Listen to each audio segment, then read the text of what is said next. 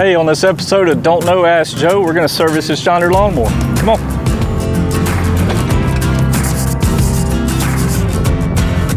All right, first thing I'm going to do is grab some tools and take these covers off the deck so we can get all the junk and debris that's caked up in there. We'll get it all clean, running good and smooth for you, and I can check the belts then too.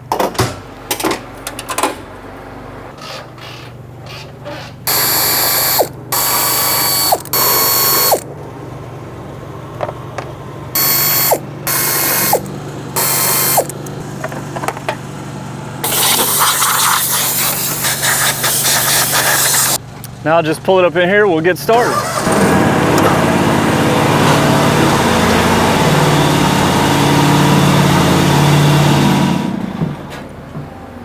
Here we are in one of our mobile service trucks, and as you can see, it's mobile, so we can come right to your house. We can service your mower or your tractor, either one, right there on your property. The first thing I'm going to do is pull off the drain cap here. And what we actually use on this truck is a suction system, and I'll stick it down there and suck the oil out. There also is a regular drain you can also use. This is what we use, just makes it a little cleaner, a little less messy. While that's sucking the oil out, I'll just go ahead and start looking over the engine, kind of looking over everything. The battery is obviously important. You can see this battery here is actually, it's got a broken cable. It seemed to start fine, but with a broken cable, and they're actually loose also. Those are easy things we can fix on a ready to mow truck and to keep you from having a problem in the future. We also will test this battery, because a lot of batteries that'll start might be on their way out. This will tell us real quick the condition of the battery. This is a service kit box. This particular one is for this lawnmower, and John Deere has done a great job of packaging pretty much everything you need for a standard service, be it spark plugs, air filter, oil filter, and the oil, all in this one kit here. And you can take it home with you. You can do it yourself, or we can bring it and we can do it for you. This particular hood comes off really easy, so I'm gonna just pop it out of the way, get it out of my way, and of course you can see it a little better too.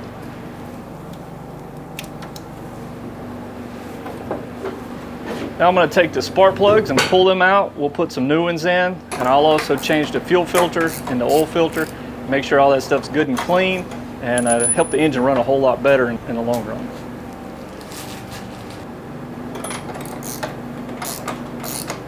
You want to have these tight, but you definitely don't want to over torque it. It just comes from a lot of years of experience. You don't want to mess one of these up. It'll cost you a few dollars down the road you don't want to spend. Here on this particular machine, we got a side cover that covers up the fuel filter here. It's pretty hard to get to. If you take this side cover off on this one, it does make it a lot easier. You do want to be careful. This is fuel, any kind of engine related oils or fuel, you definitely want to wear some kind of hand protection just to keep from getting that on you. Not real good for you. And this fuel line here is connected directly to the gas tank, so especially if the fuel tank is full, when you take this off, it's just going to squirt fuel everywhere. So it's good to use some kind of fuel clamp to keep from having a dangerous mess on your hands. So we use a lot of these fuel clamps. Keeps our life a lot safer.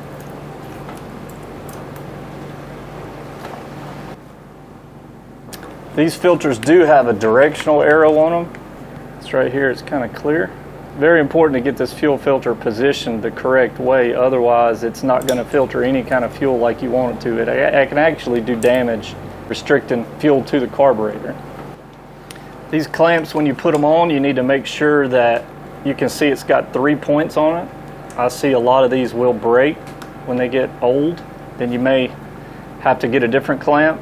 And you just want to make sure when you're looking at this fuel line, you notice it doesn't have any cracks in it. Cracks tell you that that fuel line is damaged outside, so chances are really good it's also damaged on the inside, and you certainly don't want a fuel leak on your mower while you're trying to mow.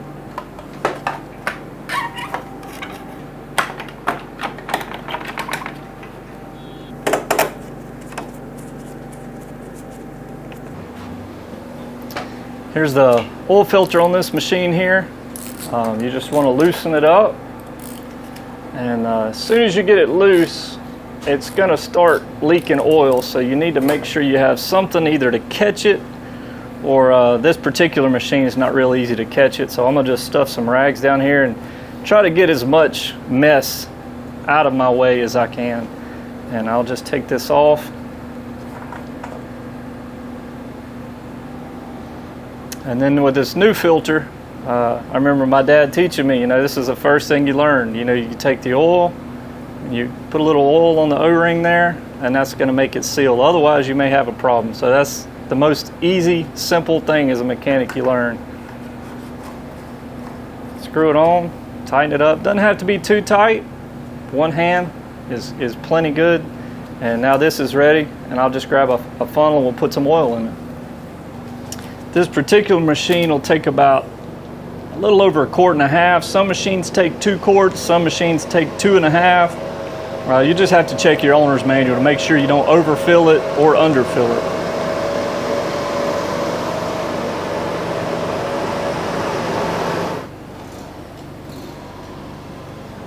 With this machine, you actually don't screw the threads down, you sit it on top. This is a Kawasaki engine. So you would just sit it on top, and then you check the oil, see how full it is, and you can see I need a little more oil. A lot of Briggs & Stratton, you actually screw this down. So again, just check your manufacturer's owner's manual.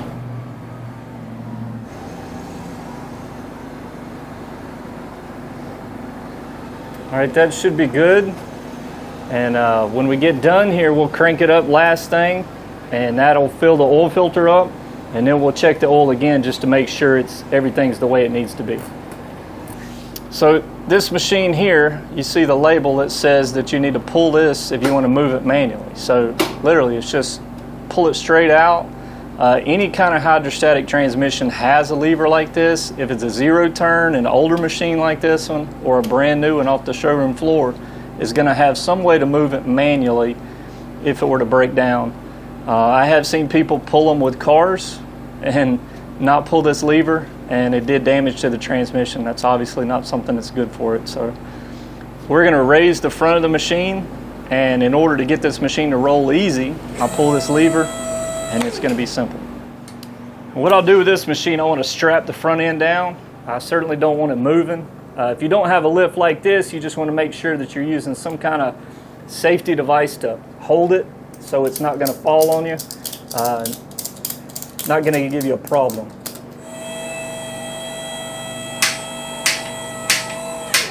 We're checking these blades. I could just kind of get under here and do a quick check. As you can see, the blades are in really pretty good shape. They definitely need to be sharpened. There's not a lot of debris under the deck. There's some that we can clean up. We can make this a little better. A lot of machines, especially after a lot of rain or if they got really good grass, this would be completely caked full of grass, and we'll have to spend a lot of time cleaning it out, which is, it's hard on the spindles to be in so much water and doing a lot of extra work. So I'm going to grab an impact and we'll take these off and clean off the deck a little bit, and then we'll show you how to sharpen a set of blades. This is a good time you can kind of compare the blades, make sure they're level. You don't have a bent blade. Stacking them on top of each other is a good way. But you can see that they got a little bit of an edge on them, but we can do better than that. You don't want them too sharp because they'll get dull too soon. You just want to have a good edge on there, but not so sharp that it actually breaks when you hit the grass.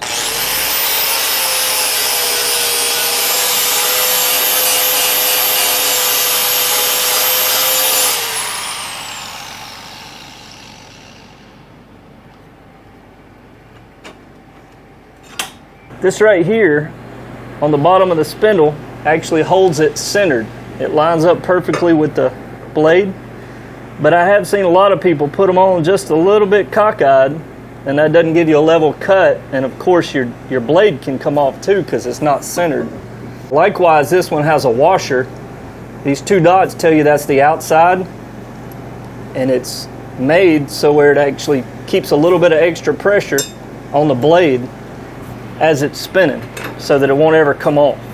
What I like to do is just spin it up. It's a little more aggravating, but if you make sure it's centered before you tighten up the bolt, you can't do it wrong. Make sure it's centered and then tighten it up. Now I'm going to gauge the tires on this lawnmower A lot of people don't think about the importance of having the correct air pressure in the tires. The owner's manual does give a specification for every tire for what it should be. This tire, I don't know if you can tell, it's pretty low, and I could tell right away that this deck is not going to be level because this tire is so low in air pressure right now.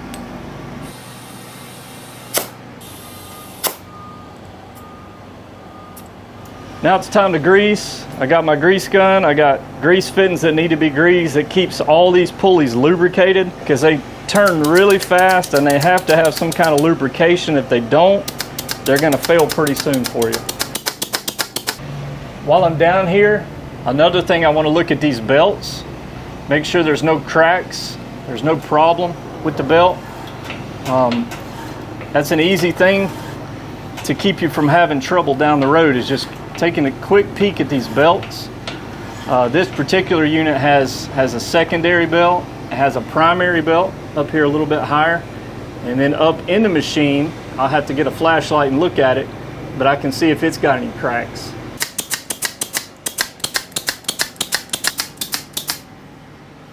Now I'm going to let the machine down and we'll start it up, and then we'll check the oil and make sure everything's right where it needs to be.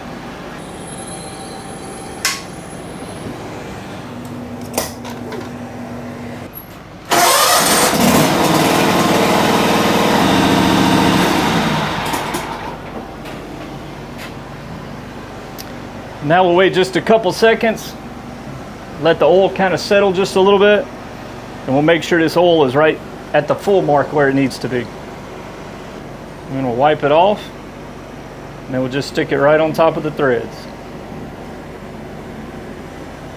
And you see it's right there between the add and the full, so that's right where we want to be. Don't forget to tighten it up.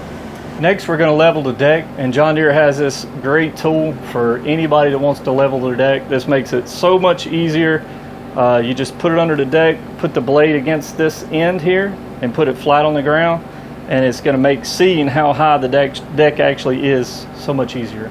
You can pick one up at your local James River equipment. A couple things to remember when you're leveling the deck. First of all, make sure you gauge the tires first, otherwise this doesn't matter. So they all need to be set properly. And then you would take your blade and turn it to the outside. Just take your gauge, set it on a level surface, touch the bottom of it, and just like a tape measure, it tells you what it is. So we got 3 1/4. So now we'll go over to the other side, measure it, and as long as it's within 1/8 of an inch, that's great.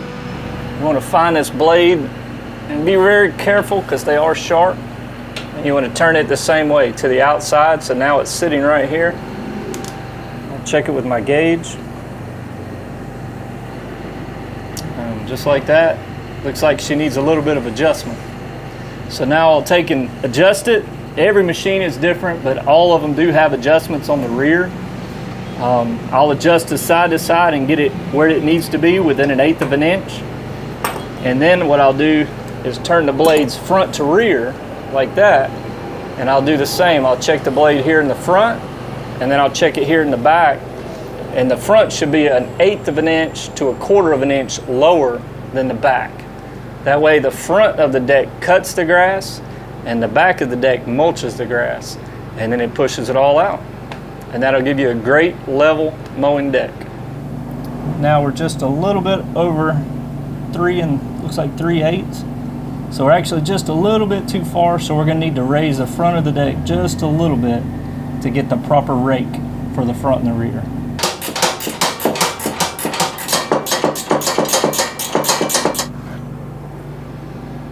All right, and that's right where we want it. The front is 1/8 inch lower than the back, and that's going to give you a perfect level cut. Back here is the seat suspension we had talked about earlier. You can see just over time these are really just worn out. They're really easy to put in. I got these new ones here at the James River. Just clean these up just a little bit, and you're just going to squeeze them, just slide them right in place. Super easy. These do last a long time, but eventually they will wear out. There you go. It's easy as that. Now we'll just clean this up a little bit, get all these old parts out of the way.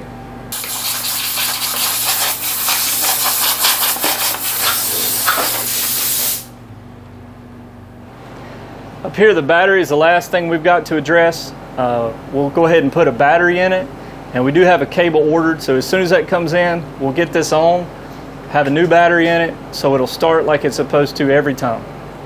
I'm going to put these side covers on, and we're almost finished.